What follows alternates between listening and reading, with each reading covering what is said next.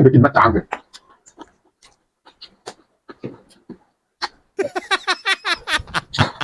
ข้างคอไม่หาหรอกเผ็ดมาทุกคนซอยจุอันนี้เพี้ยแล้วเขาต้มแล้วหน้าตามันจะเป็นอย่างนี้ไออ๋อคักนี่กินคนเดียวพี่น้องอันนี้เขาก็ลวกมาแล้วเนาะซิมตัวนี้แต่ว่ามันมาทีนึงเดี๋ยวอันนี้ก็เครื่องปรุงเขาใส่เข้าไปอ๋อทุกยังมีโพนอยู่เลยแบบนี้แหละขัดสุดเดี๋ยวปรุงนิดนึงนะใส่ลงไปเป็นวันเผ็ดโคกเผ็ดเผ็ดใส่ดูน้ำปลาเสียวใส่ลงเลยวะมาได้สิอ๋อถูกยอดเอากลับมาไหลซิมเบิ้งดูอืม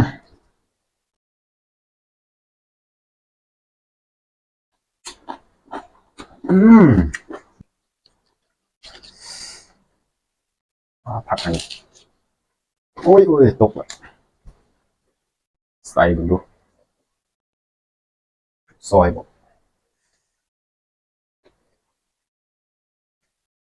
พี่อ๋อ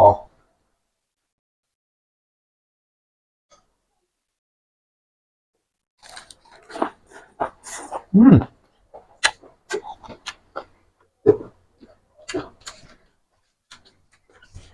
ครบ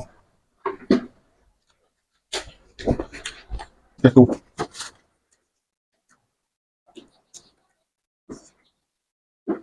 อ่าพี่กับข้าวเลย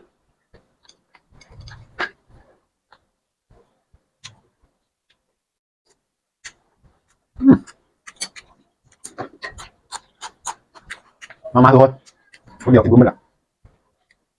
เป็นดีแม่กันเลย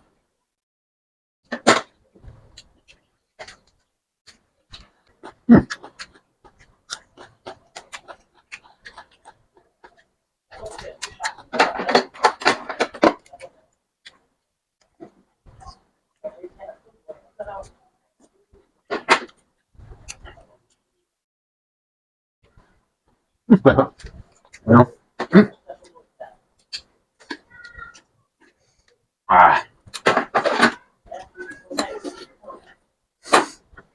32 ลึกมาอ๋อไหนเนาะคืออย่างไรเบิ้งทุกคนเบิ้งอืม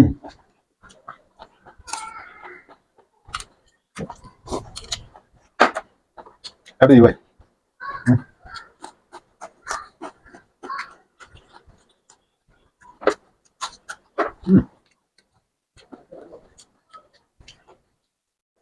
พี่อ๋อทุกคน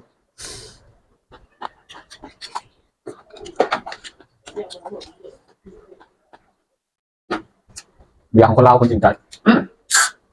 เบิ้งปอดอ๋อสิสกินซ้ำตัวนี้นะทุกคนเสียบอะตัวนี้สุกแล้วมาเขาลวกแล้วโอ้แต่ตัวนี้ก็สุกเลยกินอันนี้แหละเสียบอะมันสุกนุ่มๆอืม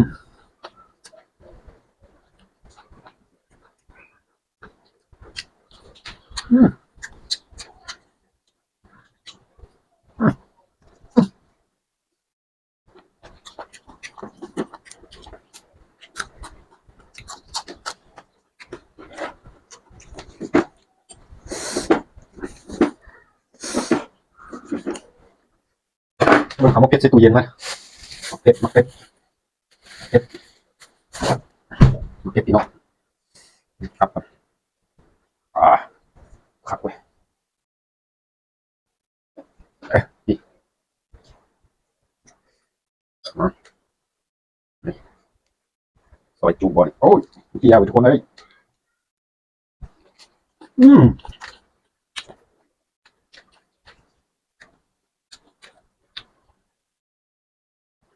อืมอันนี้อร่อย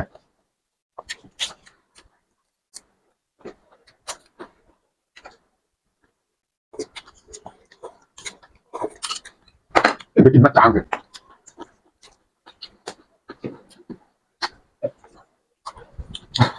ข้างคอไม่หาแบบเพชร